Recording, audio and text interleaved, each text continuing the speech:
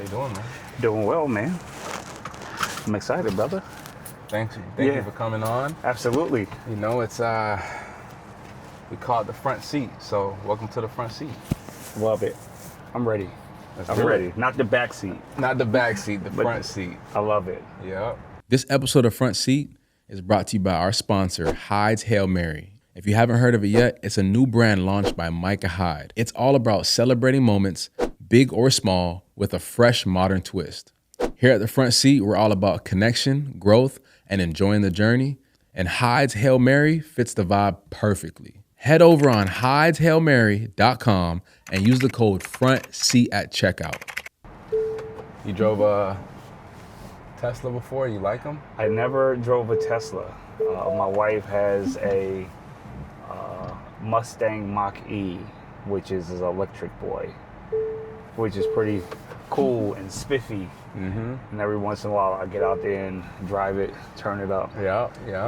Put it on unbridled. Right. So, Shon Hart, tell everybody, you know, where you're from, and tell us your story. Yeah, man. I am originally from Jersey, New Jersey. I didn't know that. Yeah. Yep. I did not know that. Yep. I'm originally from New Jersey, but I currently live in Flint, Michigan. That's where I do all the work that I do, man. And so, yeah, man, my passion and my drive and my desire is to transform the lives of men, right? And helping them become the best dads and a version of themselves to strengthen their relationships. So, yeah, so that's a little bit about me, man. That gets me up every single morning, my brother. And most importantly, you know, you do some public speaking. Yeah. What got you into that? Yeah, you know, that has always been a passion of mine. Like I said, just being in helps. I always wanted to help people, and I've learned how to use my story and my voice to help heal people, man. And so I connected with E.T., Eric Thomas. I know who that is. Yeah. Oh yeah, everybody knows him. Yeah, my thing was, man, if I'm gonna get into this space, I need to become a student. So I reached out to Eric Thomas, him and his team, and I signed up to be coached by him, and he helped me cultivate and develop this skill that I use now to help, you know, people, and especially now I'm excited to help professional athletes like yourself, man, to tell their stories in very creative ways. And we talked a little earlier about, you know, being afraid to tell your story. Yeah. You know, or not thinking your story is interesting enough. Whether, you know, you've played a sport or not. You know, Everybody has a story. So how, you know, easy, because you make it look easy, and it may not be easy, but how easy or hard is it to tell your story? Because I know, you know, you have your Eric Thomas, your Inky Johnsons, they have the same story. Yes. But they say it in 100 different ways. Yes. So what's the art of that? Yeah, the art of it is to, number one, is to know your story, right? Like not to know your story because you know your story. The number one thing is to embody and embrace your story, right? Because a lot of times people will tend to think that they have to come up with all of these stories and concepts to tell people about. Where you live this out, you already know the lessons that you've learned. You already know the experiences that you've experienced living your life. And so one of the key things that I do when I'm working with people is to have them go back and look at, you know, monumental moments in their life. And then let's unpack that, right? So yeah, you climbed these steps, which was absolutely amazing. But what was happening behind the scenes that nobody else knows? Like, was that a struggle for you? Was it not a struggle? If it was a struggle, where did that struggle begin? What were you thinking? How did you overcome it? And so a lot of times people begin to tell the story instead of showing the story. And so it's very important to show the story and give people the backdrop and the undertones of what was really going on. And that's how people can become better storytellers, of taking their time in extracting and exhausting everything about that story, because the people that you are serving need to hear that. That sounds so like easy, but it could be kind of difficult. Yeah, right? yeah. You know? It does, right? And especially if you are an individual that has a hard time connecting with your emotions or expressing yourself. And here I am telling you, like, hey, just express, just exhaust. And you may be one who are a man or a woman of few words, right? You're very direct, you straight to the point. Like, all of that stuff doesn't matter. Like, this is what happened and I arrived here, right? Yeah. But when we get into the place of speaking, one of the things that I say a lot is, like, honestly, it's not about you. It's about your assignment. It's about those that you're serving. And so just like those who have inspired you years ago as you was a child, or even the people that inspire you now, what is it about them that inspires you? And a lot of times it's their story, it's their struggle, it's their triumph, all the things they've gone through. And so when it comes to you, you are inspiring people. And so those people that you're inspiring, they should be able to see, what did that look like, that journey that caused you to become part of the 1% in this life, right? And so when we remove when we remove all of the guessing and the thinking out of our speaking, it becomes easier, because now we're telling our story. Nobody can tell your story better than you. Right. Like, you know your story. Right? So if you just tell your story, and let's just add some details connected to the points that you're trying to make, makes it a little bit easier. Right. And for myself, like, you know, for me, I've always been told that, like, man, you could sometimes be too humble, right? And you don't think, you know, your story is interesting enough. And, you know, that's part of the reason why, like, I started something like this. Yeah. Because, you know, I'm like, you know what? Maybe people do want to hear my story, you know? Maybe people want to hear our story. Yes. You know? Yes. Because we met through PAC, and I wanted to get out of my comfort zone. Yeah. And I've always spoke at, you know, high schools, you know, to the football team. But then I was able to start speaking at, like, to a whole student body, right? Like, you know, the University of Toronto's student athletes as a whole, all sports. Yeah. And I did that before your class. Yeah. Had no idea what I was doing, but the feedback was really good. And I'm like, well, you know, I got the opportunity to work with Shon. I might as well double down on this and just get better at it, because there's going to be more opportunity. And there was more opportunity. How was it being coached by Eric Thomas? Like, Man. I remember watching him, you know, talking about, do you want it as bad as you want to breathe? Yeah. Right? So, like, how was that experience, and what's the biggest thing you learned from, you know, him being your mentor? Yeah, you know, it was definitely life-changing, right? And so it's funny you asked that question.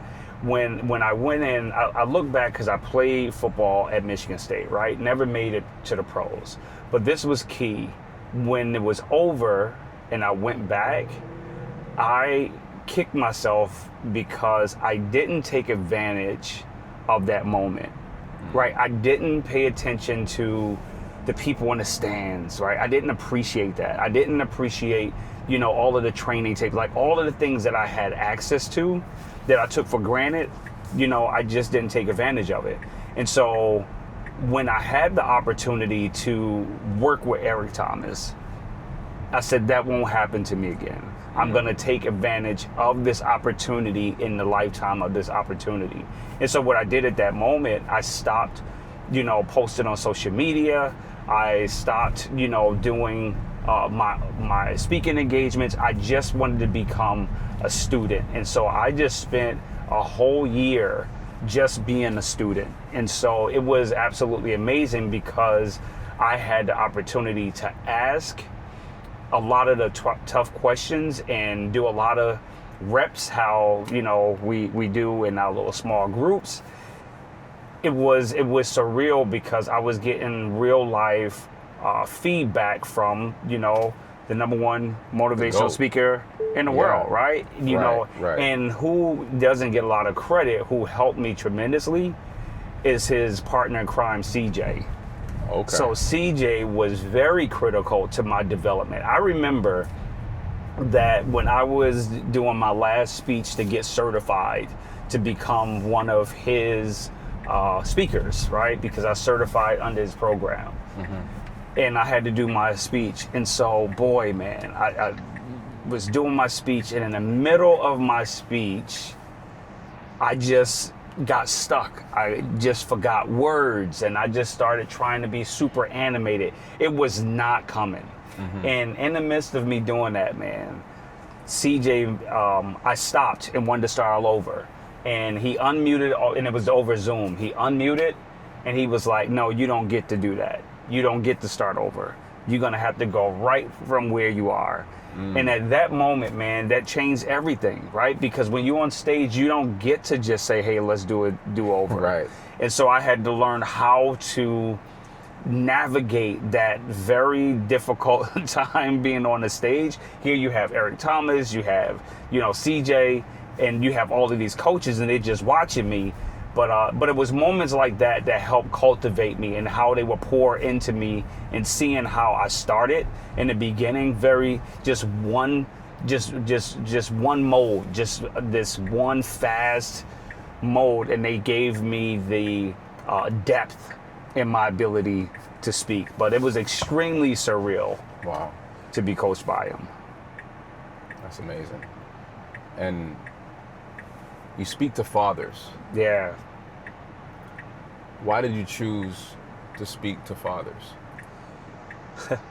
I chose that. I'll be honest, man. I don't want to sound super deep. I didn't choose it. It chose me, right? And the reason why I say that is because I didn't get to choose who my father was. And so because I had this particular father gave me these life experiences. And so as a result of what, you call your misery, wind up becoming my ministry, right? And from the aspect of, like, that was the thing that I knew I didn't want other young people, other boys and girls, to suffer through, which is having the challenge of having an uninvolved father. And so that became my passion, my desire. Like, I want to help these fathers, but it was more so about the kids. It's like, how do I help these kids to not feel abandoned, not to feel rejected, not to feel small? And the only way, or the most creative way that I thought that I can do that, was working directly with the fathers, which I knew people did not want to work with. And so working in the prison, I went and worked in a prison, and it unlocked everything, because it was like a generational group of circumstances that these men, like, most of them were raised by a single mother, and or they had children, their children's at home. So it was just this whole cycle, right? Just repeating it. And so I'm like, yep, that's the demographic I want to work with. Wow. That's who I want to work with. I mean, it's so important to have, a father in your life, right? And, like, people like myself, like, I want to be the best father. I don't want, my son or daughter to feel like, one, their dad's not supportive, or they're just not there. Yeah. And I grew up, my mom and my dad aren't married, but they've got a great relationship. So I've always never thought like I want to get married, but I'm like, if I don't, and if I get married and divorced, I want to be just like my dad. That's good. Because that's good. He's got, like, a great relationship with my mom. They are literally like best friends, and I never saw them fight. I've never, experienced any abuse or any of that. Yeah. And although I was not living with both of them at the same time, I felt like the support was there. There was no missing piece. It's good. So, like, for me, I want to mimic that regardless if I'm with the person or not. I mean, obviously, like I said, I want to be married with kids, but regardless, I want to be in a situation to where, like, I can always be present. It's good. I can always be present. And that's not, listen, hats off to your mom and dad, man. That is the way that it should be. And so part of my organization, those are the things that we offer. Those are the things that we're trying to get parents to foster. That, listen, if your relationship doesn't work with one another, the child shouldn't have to suffer because of it. Right. And so that is, you and your family is the epitome of what the example should be. If two parties decide that, listen, we're going to operate, apart, but they kept the main thing, which was you. And that's what we really do at our organization at Involved Dad, man, is that we help these fathers better understand and equip them with the tools and the strategies on how to, number one, become a better version of themselves, so they can be the best version of a father or a partner for their children and significant, others. And so on the flip side of that, there's because you mentioned abuse, that, we were so focused on this family reunification, but we never considered, like, man, when we are reconnecting them, what if this family is in the middle of, or was in the middle of, abuse, right? And so us as being a fatherhood organization, we had to consider that. And so that's why we, added to the work of doing domestic violence and doing supervised visitation, right? So when we have those unique situations, that we will make sure that the mother and the children is safe if this guy is going to come back around. So it's very, very important that we take a holistic approach when we are restoring families. And how many, what is your audience? Like, I know you, not only were you in a prison, but now that you have, your business where you're supporting, not only supporting, but speaking and supervising, or whatever the case is, to all these, people. Are they, is it corporations? Is it daycares? So the fatherhood, these are the people in our community. These are people in the Flint, Genesee County community that need our services, right? They reach out to us and say, hey, I've been unable to get in contact with my child. I don't have a relationship with my child. People reach out. So they're reaching out saying, hey, I need assistance with getting connected. And so some of the barriers may be them in child support. Some of the other barriers may be them and the mom is not having very good, co-parenting techniques. They may have, some judicial barriers where they have some cases or stuff in the courts. And so we come in and we assess the situation and we connect them to partners that we have in our community, and we use our resources to help make that come to pass. And so I will use my voice, right, as a speaker and as an advocate of healthy families. I would use that to educate other organizations in the area on how they can serve these fathers in the best possible way. Because a lot of times organizations just focus on the mother, right, and never consider the father. And so we want to make sure that these agencies feel equipped to provide these services for these men when they are talking about building healthy and strong families. Right. Well, I know, I was honored to join your public speaking class, and it helped me so much. I learned so much from not only you, but the other guys. Yeah. So I do appreciate you for that. It means a lot because, without, your class and the people that, that support me, I wouldn't be doing something like this. Yeah. Right. So I appreciate you for not only coming to the front seat, but helping me, become a better person and tell my own story. Yeah. And you have an amazing story. Appreciate that. I appreciate it, man. I appreciate the opportunity to be here in the front seat. Thank you. My brother. Absolutely. Yes, sir.